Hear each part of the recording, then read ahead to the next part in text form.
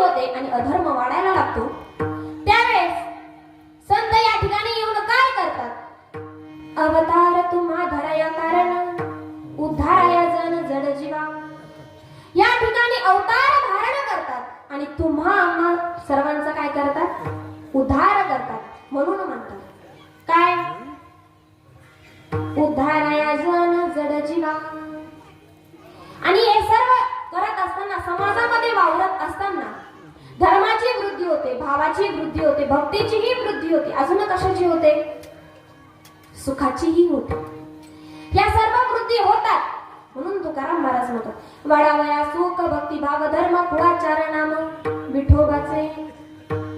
एवढंच नाही तर हे सर्व करत असताना आपला स्वतःचा देह चंदनासारखा झिजवून, श्रीमंत असो किंवा गरीब असो, देव कुठलाच भेदभाव करत नाही. कोण कुठल्या जातीचा आहे किंवा जमातीचा आहे हा सुद्धा विचार देव करतो का? तर नाही.